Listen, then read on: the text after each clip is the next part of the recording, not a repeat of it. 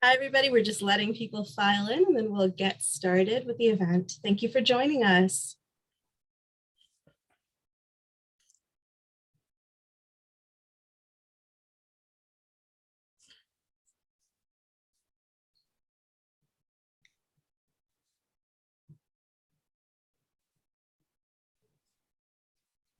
Hello, everyone, and welcome to tonight's event featuring author and artist Rosemary Mosco and her new book, A Pocket Guide to Pigeon Watching, Getting to Know the World's Most Misunderstood Bird. We're honored to partner with the Seattle Audubon Society on this event, and 10% of the profit of all copies of A Pocket Guide to Pigeon Watching purchased through a university bookstore will be donated to the Seattle Audubon Society. We'll be placing links in chat. My name is Grace, and I'm the events producer at University Bookstore in Seattle, as well as a board member of the Seattle Audubon Society. It is my pleasure to be in conversation with Rosemary tonight. Let us know where you're all zooming in from. With me behind the scenes is Ed, one of our event staff, and we would both like to thank you all for spending this evening with us and the company of a fabulous author and a fascinating book. Before we get started, I'd like to take a few minutes to do our land acknowledgement as written by Seattle Audubon. I'd like to acknowledge that my colleagues and I are zooming in from the unceded ancestral land of Coast Salish peoples, specifically the Duwamish, Suquamish, Stillaguamish, and Muckleshoot peoples who are still here. We honor with gratitude the land itself and the tribes. I invite you all to learn more about and support the important work our host tribes are doing for healthy communities, healthy lands, and healthy waters. We'll be sharing links to the tribe's websites in the chat. Thank you for all taking that time with us today. Rosemary Mosco is a science writer and artist, and she's passionate about sharing her love for the natural world. She creates the award-winning science webcomic Bird and Moon, and is written and drawn for Audubon, Ranger Rick, the American Ornithological Society, and others. Her work was the subject of an award-winning museum exhibit at Cornell's Museum of the Earth and was featured by Audubon, Upworthy, Science News, the National Wildlife Federation, the Huffington Post, the Times of India, and more. According to one website, her favorite bird is the Laysan albatross, but we will be fact-checking that momentarily with her. Today, we're here to celebrate the publication of A Pocket Guide to Pigeons, which is part field guide, part history, part ornithological primer, and all fun. Following the discussion, you'll have a chance to ask Rosemary all your questions on this book, birds, science, art, and especially pigeons. So please add those questions to the Q&A field, and we will get to them at the end of the event. And if you have any interesting pigeon stories of your own to share, please add them to the chat so we can all read them. And now I will invite Claire Catania, the Executive Director of the Seattle Audubon Society, to say a few words. Thank you. Hello. Thank you, Grace and Rosemary, for giving me this platform to address your audience. As Grace said, my name is Claire Catania, and I have the great privilege to be the Executive Director of Seattle Audubon. I want to start by thanking the University Bookstore for their generosity in donating 10% of sales from A Pocket Guide to Pigeon Watching to Seattle Audubon, and to those of you who chose to support your local independent bookstore and bird conservation at the same time with the purchase of this delightful new book. For those of you hearing about Seattle Audubon for the very first time, I thought I'd offer a quick snapshot of who we are, what we do, and how you can become more involved with us. Seattle Audubon has been leading a local community in appreciating, understanding, and protecting birds and their natural habitats in the Puget Sound region for over 105 years. Today, our mission is to advocate and organize for cities where people and birds thrive. We offer year-round field trips, classes, and activities to people of all ages to learn more about the birds and natural world around them.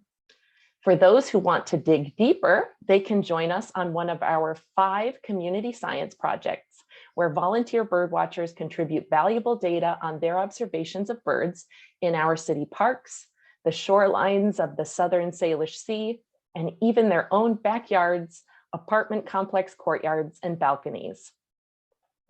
Now in our second century, Seattle Audubon has a distinctly urban mission that is a perfect match for a pocket guide to pigeon watching. Everyone has a bird story, and I'm betting everyone attending this event has at least one pigeon story. As Rosemary so aptly points out in her book, there is a lot to love about pigeons. Seattle Audubon is especially interested in these charismatic birds for their relationship to one of our nation's greatest conservation success stories, the Peregrine Falcon. Before the ban on the pesticide DDT, peregrine falcons in Washington state had reached an all-time low of only 4 breeding pairs statewide.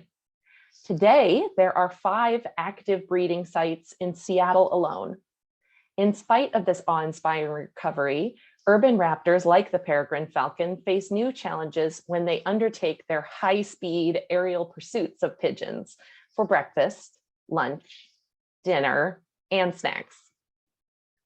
Glass, more specifically collisions with glass, present one of the greatest human-related causes of bird mortality, estimated to kill up to 1 billion birds in the United States each year. Only a few weeks ago, Seattle Audubon received a report of a peregrine falcon fatally striking a sky bridge at the Cherry Hill Medical Center, possibly while hunting pigeons. Our urban conservation manager, Josh Morris, retrieved the carcass, which will be turned over to the Burke Museum, and will inform our ongoing investigations into the extent of bird glass collisions in Seattle and our advocacy for citywide bird-friendly building policies. If you'd like to become more involved in Seattle Audubon's work to protect urban birds, we invite you to visit our website, seattleaudubon.org, and become a member, or sign up to receive our email action alerts. In addition to our education and science programs, Seattle Audubon supports a diverse and inclusive community of activists willing to stand up in defense of our urban tree canopy, mitigating hazards to birds, and engaging people in projects that benefit the neighborhoods we live in. Thank you again for having me, Grace, and I hope you'll all join us. Back to you, Grace. Thank you, Claire, for those inspiring words about the Seattle Audubon's mission. I'm now going to invite Rosemary to join us on screen. Hello. Rosemary, welcome. Hi, it's so great to be here. It is so great to have you here. We've been looking forward to this event for months now, so thank you for joining us. Now, as I promised earlier, we need to confirm that the Laysan albatross is indeed your favorite bird still. That's very important before we start with anything else. So tell us, is that still your favorite bird? Okay, here's my terrible secret, which is that whatever bird I was thinking about most recently is my favorite bird. So I feel like albatross is kind of my default, and I really like Laysan albatross. I like that bird Wisdom, she's like many decades old and has had, I forget, like 60 babies or something absolutely absurd. So I think about her because she's really cool, but it could be any bird. Whatever bird I just saw is my favorite bird. Okay, that is the right answer, because I think we all feel that way. All right, now let's talk about the bird of this hour, pigeons. So have you always been fascinated by pigeons? And what inspired you to tell their story? I feel like I always liked pigeons. I grew up in all sorts of different cities, mostly up in Canada, where I'm from. So I grew up bird watching and looking at urban birds a lot. And I mean, when you're a bird watcher in the city, a lot of it is pigeons, and the neighborhood kids would like bring me injured pigeons. And like, I always thought they were pretty and interesting, but it wasn't until sort of later when I started to read more about their history that I really got obsessed, and the way that they're sort of like their history is intertwined with ours. That was what really got me fully hooked, I think. What's your most memorable pigeon story? And I also encourage the audience to share their own pigeon stories with us in the chat as well. Oh yeah, please do. My most memorable pigeon story, let's see.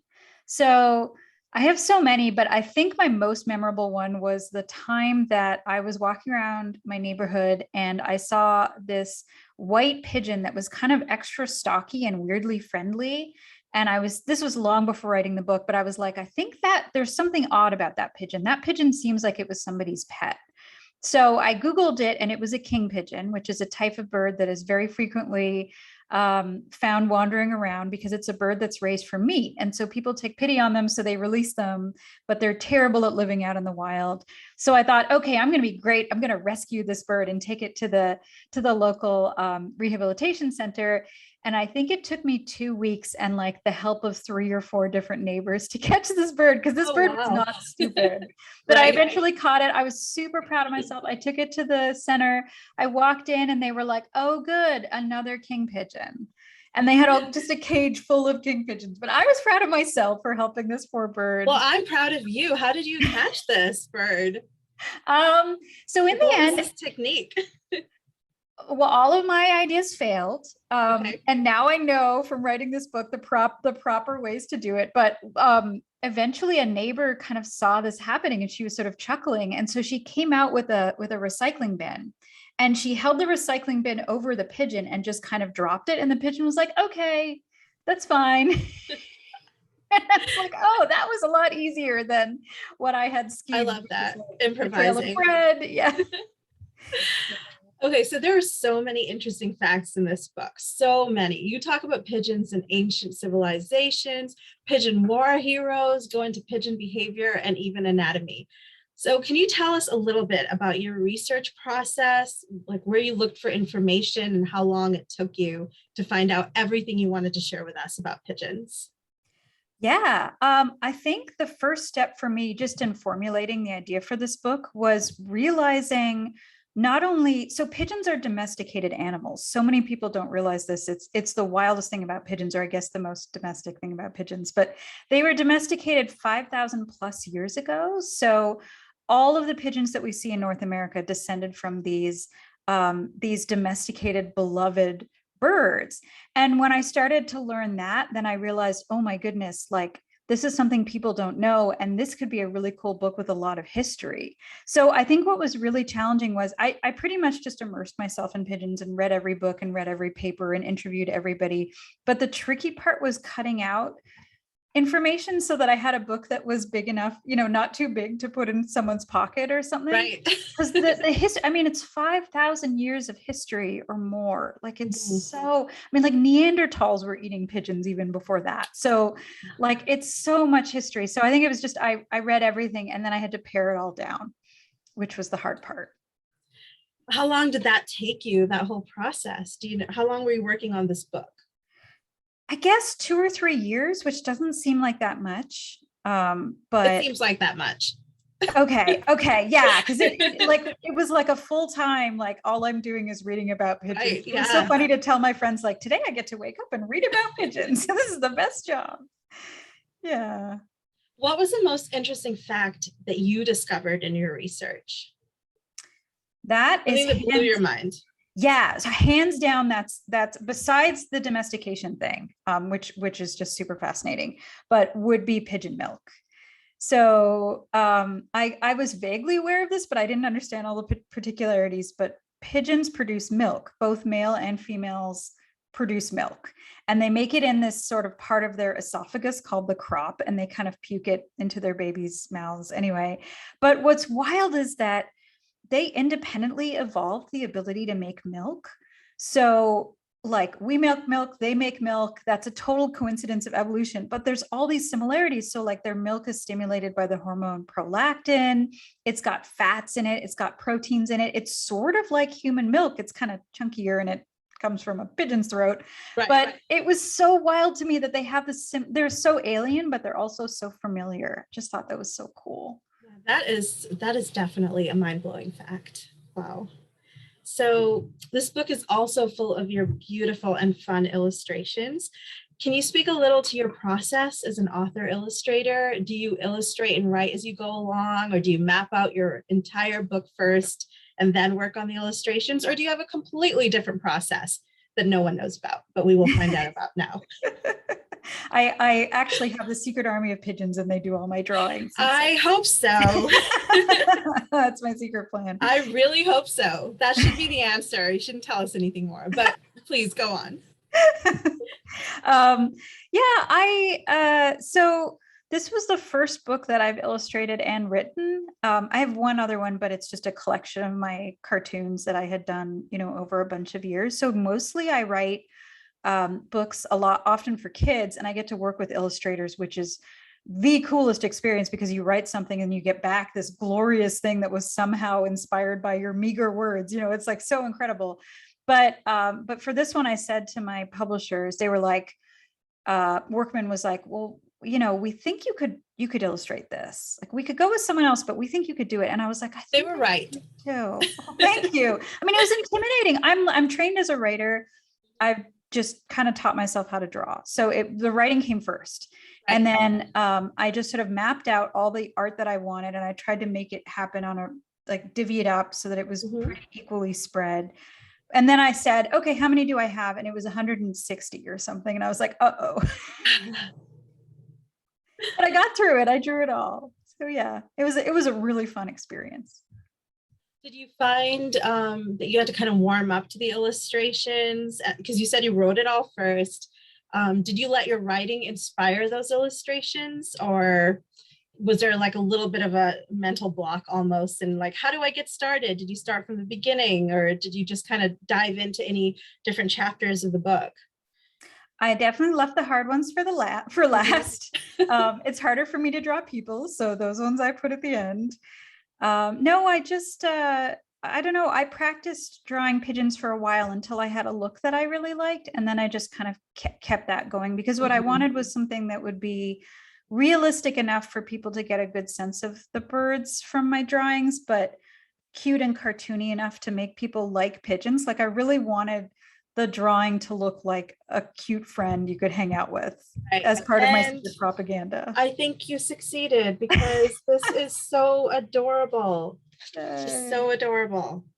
And we have pins. We have pins for this book. So all those who order, I'm not sure if we received them quite yet, but we will include these special pins to go with your book order. Did you get I'm really excited about that. Pins? I'm not sure what they sent to us, but I know that pins are on the way. I can't wait. If I had received them, I would be covered in pins right now, because they look super adorable. But we'll definitely post that on social media when we get them. But I'm really excited. Who doesn't love a good pin? You should also make tote bags and pretty much anything with these lovely, beautiful pigeon illustrations on it. Thank you. Oh, that means a lot, because it was a real challenge for me, like as a first-time illustrator, not first-time writer. It was right. Like, yeah. Well, I hope you plan on doing more of these projects and writing and illustrating more of these books, because in my perfect world, I would love to see you do this for every bird out there that you love. So I hope that's coming. As an artist myself, I'm always curious as to what's in an artist kit. So what are your go-to tools and favorite art supplies? Well, I have a really boring answer, which is Is it do digital? everything digitally now. For the longest time, I had a light box. So my website is called Bird and Moon, and that's based on my first cartoon that I totally like a long form cartoon that I drew. And I did that traditionally. I penciled it, I inked it, I used a light box, I used whiteout, everything was done traditionally. And then slowly I phased that out over time and just got really comfortable with Photoshop. So it's all Photoshop. Which I know is kind of a boring answer, and I sort of miss having originals, but I just love the bright colors you can get. And I have a history, the one art training I have is in doing art for video games, so that's why everything's really brightly colored, is because I have that. As you can tell from my background, I love brightly colored. So, and no, I've also been getting into digital art a lot as well, and there's just so much you can do with it these days, and so many tools that you can get. And I feel like you can spend an entire lifetime learning how to use all of the things available to us digitally. And honestly, it's another tool. I feel like, just like if you've got a pan of watercolors or acrylic paint, this is just something we've created to put art out there. And so I feel like digital art really has a beauty of itself too, that it should definitely be a medium that more people more people You see guys as should valid. go look at Grace's art because it's really pretty and it's all Oh, birds and thank it's all you. beautiful and brightly colored, and yeah, highly recommend. I was checking it out before this, and yeah. Thank you. So I absolutely love it. I use Procreate a lot with an Apple Pencil, and I've downloaded brushes and all sorts of tools with it. And especially when you're on the go and you don't have that much time, to be able to have your entire art studio in your hands is just great. And one thing I've noticed, I've been doing a lot of web design and things like that myself, not having to scan things, to color correct, to do all of that really has been helpful too. And so, especially when more and more of our things, and especially as you start illustrating more of these books that we want to see, I think that just not having to have kind of the middleman in between, I suppose, and being able to go straight to digital has been really great. It was so time consuming, and the light box, like my light bulb. If for folks who don't know, a light box is a thing that cartoonists historically used. It was a big bright box, and I would put it on my lap because I had a big one and I had a small one. But you could trace over your work, so you do your pencils and you trace them over onto a different piece of paper. And it was just, I was just constantly like, I just had piles of paper, and it was just this whole issue. And I was always staring at this really bright box. it was clumsy. And then I'd have to scan it in if I wanted to print it out. It was, yeah, no shade on anyone who still does that, but it was a little slower process. There's room for all of it. I mean, David Hockney's been doing a lot of digital art and promoting it. And, coming from being such a prolific painter and famous painter, I think that that's just great to see how valued digital art can be, not just for illustration, but for actual fine art. So yeah, I love it. What tool do you use? I mean, I'm so boring. I just use Photoshop. I use the pencil tool. So I'm basically drawing the way I used to draw, the way I used to ink was I had like a favorite black pen, and then I would scan it in and clean it up. So it was just that line. So I just use the pencil tool, and I like color everything in. I never use gradients or anything painterly or rendery. I because of my pixel art background, everything is like a distinct pixel. So it's weird, and it's like kind of cobbled together from my background, but I think that makes it look unique. So your art is beautiful. Your art is beautiful. We everyone's just been admiring this book. So thank you again for putting it together. When did you realize that you wanted to be a nature cartoonist? And do you have any tips and advice for aspiring nature writers and artists who are listening today? Yeah, I've always done this. I grew up going outside and also and reading newspaper cartoons. So I think I loved Calvin and Hobbes, and I loved like Bloom County, Far Side, and all that stuff. I had all the collections, and I just read those. And so it was kind of natural for me to be into these two different things. I think what was challenging for me was growing up, I did not know you could combine those two things into a job. I thought you had to pick science or you had to pick art and give up the other one completely. So I finally decided, no, these have a really long history of working together.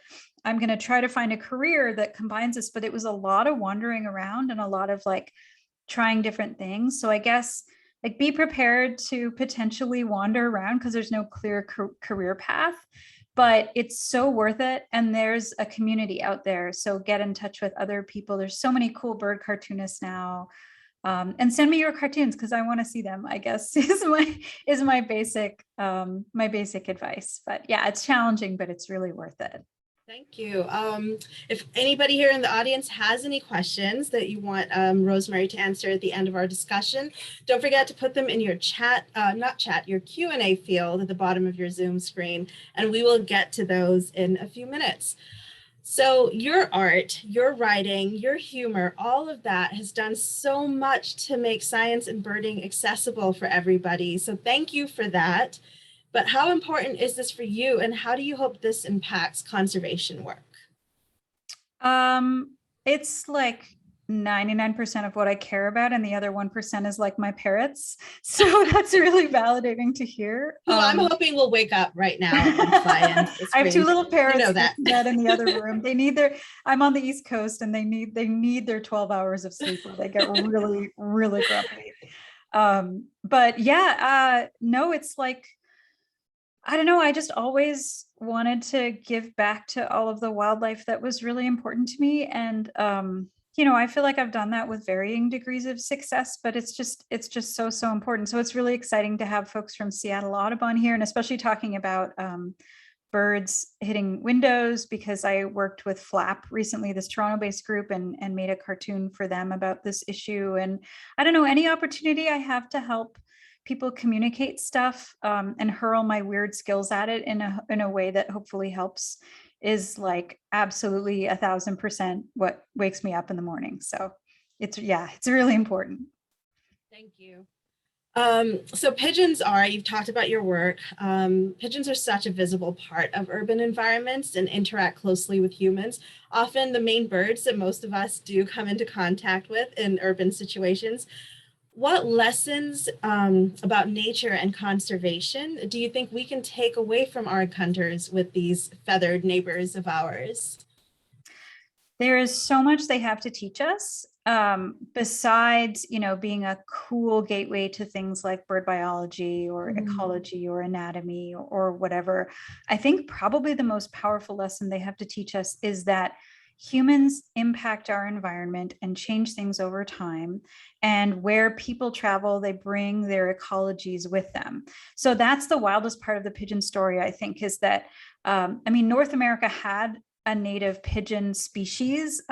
Several, but it had the passenger pigeon, which was really important for many indigenous groups in terms of a food source.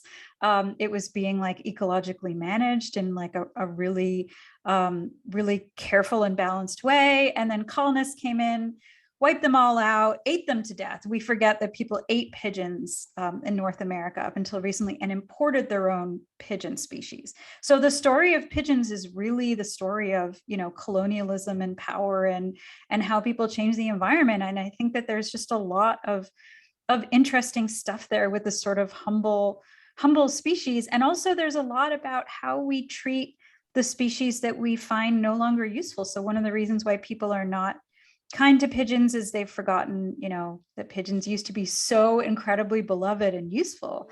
So I think it's also important to remember, how, just look at the world around you and think, why is it like this? What happened? What's missing? What's here? And I don't know. I think that's one thing that pigeons can teach us. And also just birds are funny and adorable. So they are, and they're so sweet. They're beautiful. I know people don't ever really take that much time to look at the beauty of pigeons. The colors that they have and just everything about them. They're just so sweet and adorable and lovely. And I know that your book is going to go a long way into helping people talk to others about pigeons as well, because those first few chapters, just talking about how closely they've interacted with humans, how much help, just like dogs, they're so beloved and they've helped humans and they've rescued people, and pigeons have done this too. It's just so wonderful to read it. And I really hope that everyone who loves birds, please read this book and then go tell everybody pigeon facts, like one pigeon fact a day. Yeah, I tried to pack in as many facts. It's like, because my favorite kind of book is the kind where you pick it up and there's a new weird fact on every page. So I just tried to, actually my editor was like, okay, we have to remove some of the fact boxes because you have them on like every page. It's like, no, more pigeon facts. Yeah. Well, if anyone from Workman is listening in today, and I will also tell them this personally, I know that they do make a lot of page-a-day calendars and things like that. This would be perfect. This would be the perfect page-a-day calendar. I'm going to start a petition because we do want a pocket guide to pigeon watching, pigeon facts, page-a-day calendar in the works.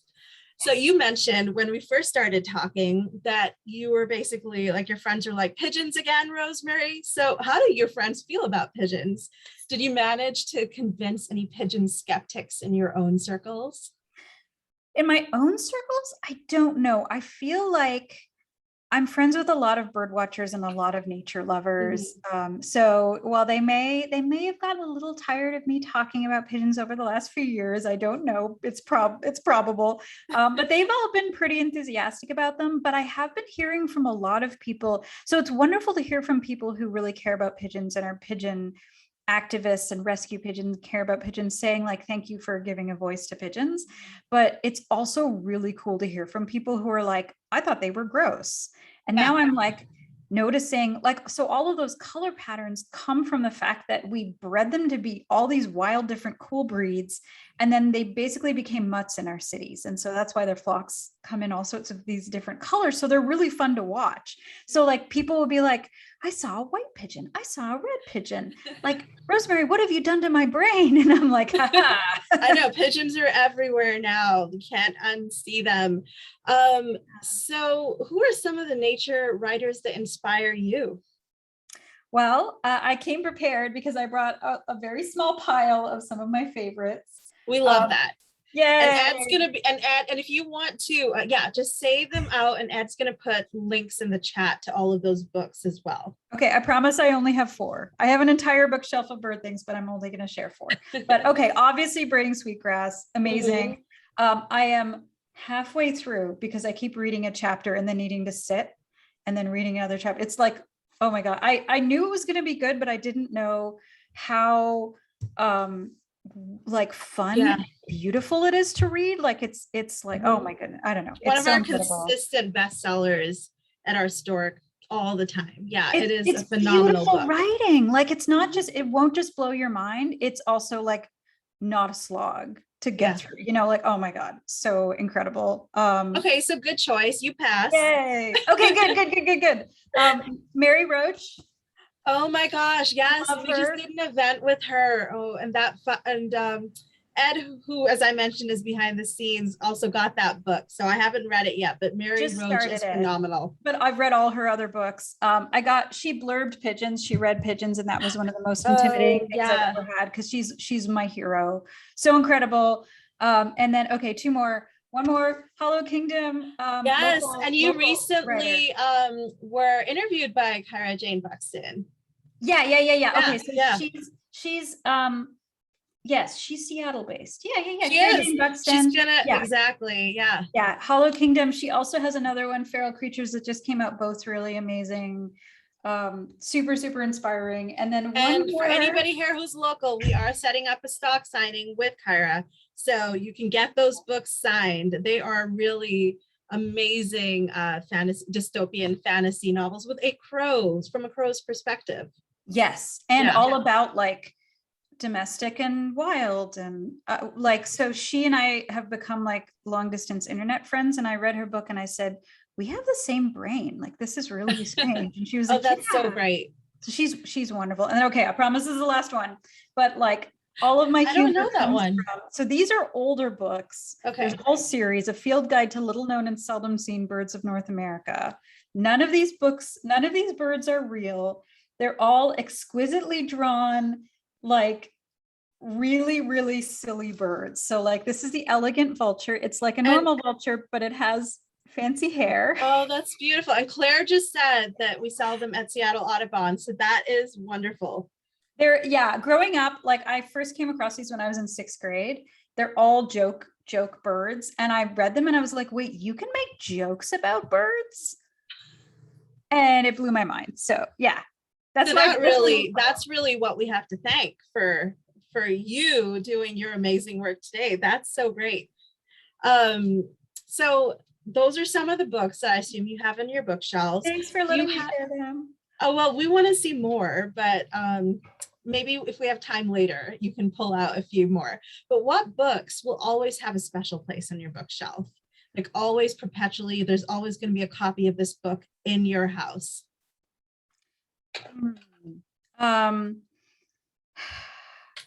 This is such a silly answer, but my first field guide was the Golden Guide to Birds.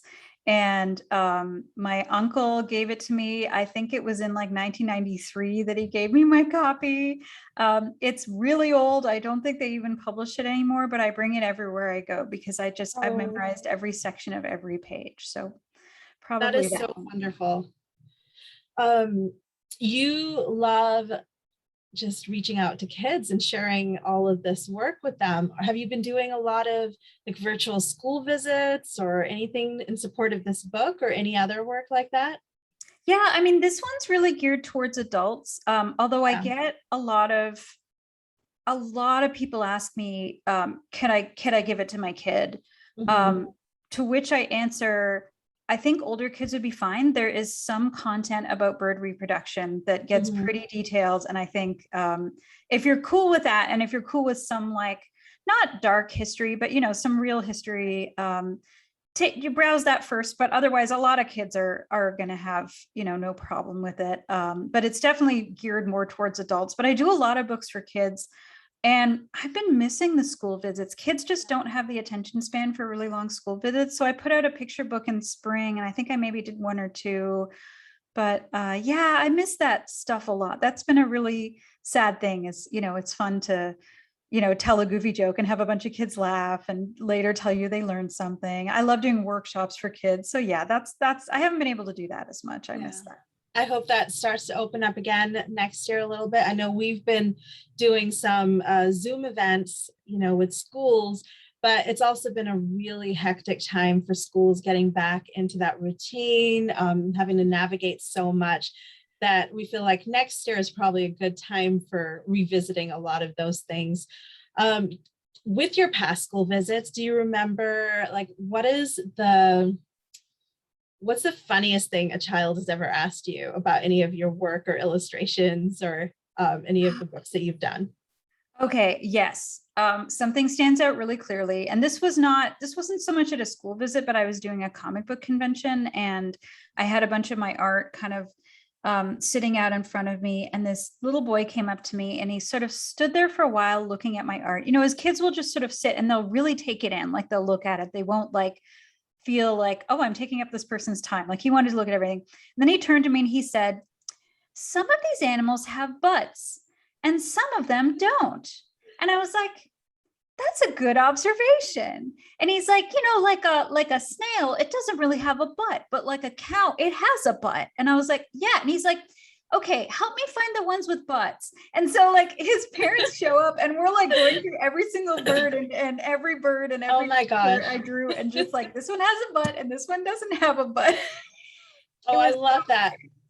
So that kind of leads me to my next question. Are you going to illustrate a book about animal butts? No, but I have so I have another picture book coming out in the spring that's a follow-up to one I did last spring that was called Butterflies Are Pretty ... Gross. And this one's called Flowers Are Pretty Weird. And both of them are sort of about the weird, gross side of things that we sort of write off as being kind of pretty and boring. And yeah, there's a lot of butts in the butterfly one. I don't think there's a lot of butts in the flower one, but there's some poop, all that good stuff. So yeah, I love sharing those kinds of weird facts. So I think we have a couple of questions. I'm going to encourage people to ask some more, but let me start with a couple of audience questions. Can you describe your ideal day of watching birds? Oh man, see that's challenging because it's like, do I get to go anywhere in the world and not produce any carbon emissions? Yes, that's ideal. So let's do one with like that, and then one that's more attainable and that you can do. Okay. Wow. I think my ideal day would probably be going to an albatross colony and just sitting there and taking in all the weird noise and the like squawking and the dances and the weird big fluffy babies, and just like that would be like heaven if I could experience that. And locally, I think I would just love to like, what actually my ideal day would be, I'm sitting next to a water body and all the cool ducks that I'm always trying to photograph will just one by one kind of swim in front of me in really good light and just like pause. Oh, wow. Pictures. So duck fashion shoot. So do you do a lot of photography? Not really. People often see, I have a huge camera, so people will see me walking around with my big lens and they'll say like, ooh, you're not, like I had someone say recently, oh, you're not a birder, you're a photographer, which I think is a weird sort of distinction that we have. But really, I mean, I like to take pictures of like a lot of common stuff. And every time I have not had my camera with me, like a bobcat or a coyote runs in front of me. So I have to carry my camera so that I never see those animals. Is it a heavy camera? Is it Oh, something yeah. that, oh my gosh, okay. Well, it's worth it because we don't want to miss those great photos. What is your, let's see, another question is, okay, this is not a question, but a shout out to how great Rosemary's couple's costume cartoon was at Halloween. So I didn't see that one. I can describe it. Yes, So I'm every gonna look it up too. Halloween, yeah, I do a different Halloween comic, and it's always challenging to come up with something that I haven't done already. I really appreciate that. Thank you, viewer, because it's like one of my weirdest, grossest ones. So I had a bunch of suggestions that included like a scarab beetle and the dung ball that it's pushing, or like one person could be a stinkhorn fungus and the other one could be the flesh fly. Someone just put up the link too, so we can Yay! click on the link as well. Yeah. So what yeah, was yeah. the inspiration? So I think it was all inspired by that last pair, which was, I just thought it'd be really funny to have someone. So there are these sea cucumbers that, live down in the deep sea, and they're basically just a long tube. And there are these fish called pearlfish that have evolved to just like live in the anus of the sea cucumber. And they just kind of, it's like a little cave for them. They just hang out and they're like little buddies. And I thought it would be the funniest Halloween costume. And then I was like, oh shoot, I have to come up with 3 more. So that's usually how I work. Have you ever dressed up as a bird for Halloween, like yourself? Yes. You have. What bird? Yeah. Let's see. So growing up, every Halloween I was some variation of a macaw. I was just obsessed with macaws. And then in grad school, my first Halloween there, I was kind of shy, and this sort of more outgoing woman in my program came up to me and said, here's what we're going to do. We're going to go as a pair, and I'm going to be a peregrine falcon and you're going to be a chickadee. And I was like, yes, ma'am. So I made this peregrine falcon costume, and it was. You made it yourself? Yeah. Oh, nice. So yes. So did you dress up this Halloween at all? I Or didn't. did you skip it? Yeah, last year I made this really elaborate costume of this animal called Opabinia that lived in the Burgess Shale fossil complex in the mid-Cambrian millions and millions of years ago. Anyway, very deep cut. I was really proud of it. Nobody knew what the heck I was. It was a lot of effort. And I thought, okay, I think I'm going to take a break this year. We have a question from Claire. Since I can't type in the, well, she couldn't type in the Q&A because she's a panelist. Do you have a favorite pigeon breed? Oh, yeah, I definitely do. So those purebred pigeons, there are hundreds and hundreds of them, and they can be really, really fancy. They're big ones and small ones and all these different colors. I'm not a pigeon breed expert because there are so many, and they're more and more being developed all the time. So I'm sure there's some that I haven't come across, but my favorite is the archangel, which is a bird that basically takes that beautiful shiny neck that a pigeon has and spreads it over the bird's entire body. So it's just shiny from head to toe. It's green and copper. They come in some different colors and so on, but they're just, if you Google archangel pigeon, they kind of look like a medieval angel with sort of those jewel tones and just very like shocking looking. I don't know. They're gorgeous. That sounds amazing. Oh my gosh, it's so beautiful. See, so any more questions for Rosemary, please add them to our chat or Q&A. And if you have a pigeon story you want to share with everyone too, please do so. So Rosemary, there are a lot of organizations that do pigeon rescue and other things like that throughout the country. Do you have any talks planned with any of them coming up, or any other outreach you're doing to help support this book and the mission behind it? I'm not really. I did give a talk to a rehabilitation conference last week, which was really, or early this week, which was really, I don't even know what day it is, really wonderful because wildlife rehabilitators are my heroes. They're really amazing. And I don't know, I give some shout outs to this book. Like I think I specifically mentioned Palomacy, which is a really good pigeon rescue, but there's so many more. There's Great Lakes Pigeon Rescue. There's a whole bunch of others. Mostly I'm talking about the feral birds. But yeah, I think I think all of those groups are really, really worth checking out, especially because they enable you to potentially adopt a pet pigeon, which is, I have not done because my parents would be very mad at me, but it is really worthwhile. I follow like 50 different Instagrams of people with cute pet pigeons, and it's like the light of my day. It's funny you mentioned palomacy, because as I was promoting this event on Instagram, one of my friends, Ingrid, who does a lot of amazing bird photography and conservation work, said that her friend started palomacy years ago. Wow. When she saw the need, and it grew into a worldwide network of people who care for and rescue those birds.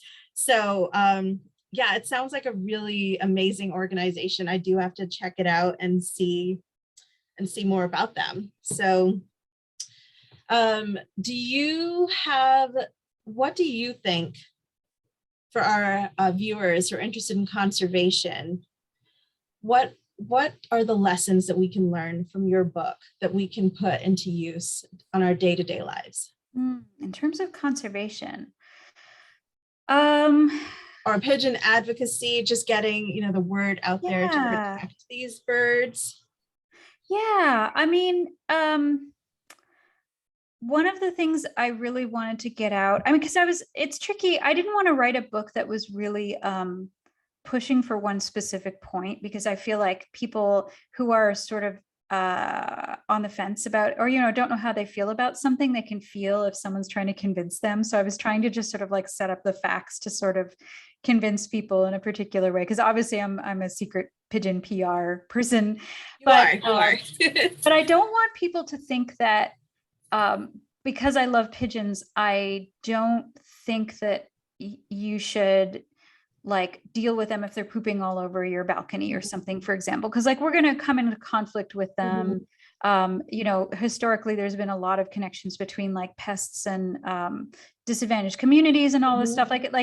There's serious issues there. Right.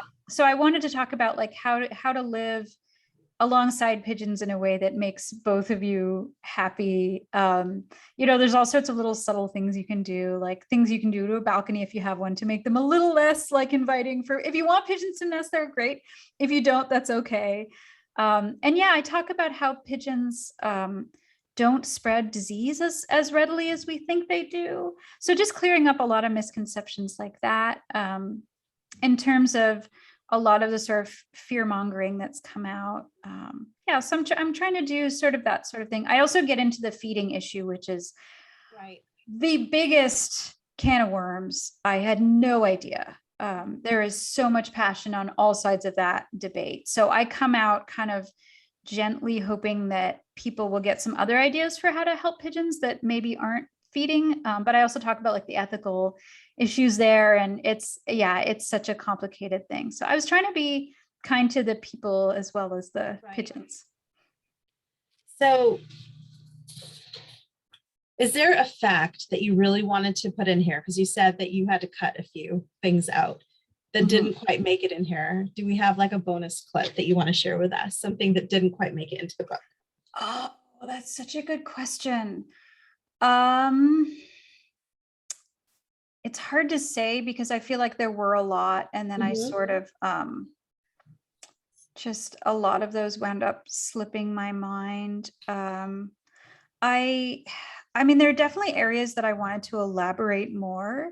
So one of my favorite things that I wound up kind of relegating to a little fact box was talking about the Pigeon Internet Movie Database.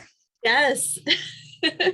So there's a PMDB, like the IMDb, and it's someone has gone through and cataloged every movie that has pigeons in it, and like what the pigeons' roles are, what the pigeons had to be trained to do. And I really wanted to put more stuff about pigeons in movies because it's so fascinating. Because I didn't realize, Home Alone 2, which has a lot of pigeons in it, all those pigeons are trained professional pigeons that had to be like rotated out so they weren't overtired. And we see pigeons as these boring background things, but they're so essential to a city background that they have to be like, that movies go through so much effort just to have them there. Right. Oh my gosh. Yeah. Have you watched, did you go through that list Are you down the rabbit hole of watching those pigeon movies? No, although I did rewatch the clip because I hadn't seen Home Alone 2 in a million years, and I had forgotten that that movie has this climactic scene where like the bad guys are coming after Kevin McAllister, and then the pigeon lady, who is like the one, this lady who seems really scary, but she's really nice and feeds the pigeons. She like throws something like tar or something on them, and then they throw seeds on the bad guys, and the pigeons just descend, and it's like such a like perfect ending of just like death by pigeon. It's like, I mean, they don't die, but yeah, that I rewatched that. I know that would be a great next book too, as a companion to pigeon watching. You're literally pigeon watching, but on the screen. Yeah. I mean, a lot of them are kind of sad. Like, I think I didn't want to revisit some, someone was saying, oh, you should rewatch On the Waterfront, which I think has a lot of like death and like, and I remembered like watching Ghost Dog, which was a sort of artsy movie, but I'm pretty sure at some point someone goes in and kills all of his pigeons. There's a lot of like pigeons as metaphor for human suffering that I was like, I don't know that I really want to experience that, but yeah. So we ask all of our authors, what are you binging right now? What are you watching? Share some of your movie recommendations or book recommendations, anything you're doing right now. Like what is Rosemary Mosco watching and binging? Oh my God, I love that question so much. I just finished Only Murders in the Building. Oh my gosh, me too. I love that. So good. So good. Yeah. That, oh my God. If you haven't seen that, it's really good. I actually put a section, I have a newsletter that I put out every month. And at the end I have media recommendations because I just think it's fun. How do people sign up for that newsletter? On your website? Oh, on my website, rosemarymosco.com. I think it's on the lower left. I'm really proud of the title. It's called Flight Club. So join my flight club. And I always have a rule of flight club in there. That's some like, bird related thing. But, love it. Oh my gosh. That and I'm watching a lot of Antiques Roadshow reruns as a comfort thing while I eat. So yeah. Well, thank you. And do we have going once, going twice, any more questions for Rosemary? Put them in the Q&A. Okay, so I'll invite Claire back on if Claire would like to hop back on screen. Claire, did you have any questions or final questions or thoughts about the book that you wanted to share with us as well? I was really fascinated about the history sections of the book, in particular about elaborate dovecotes. Is that how you say it? The structure you're going to keep a dove in. And I'm curious about in like the United States, like if I wanted to go see an elaborate dovecote, like where they might still be up and running. Oh, so my understanding is that the truly over the top elaborate ones were a lot older because there was a period of time in France leading up until the revolution and in England where only the rich were allowed to have dovecotes. So they were very big and fancy. And there was a whole arms race with like, I'm an earl and I have a fancier dovecote and all this stuff. And in fact, during the French Revolution, one of the first things that people did was tear down the dovecotes of the rich and declare that now anyone could have a dove. So I feel like the US never got the really fancy dovecotes, but you will see them.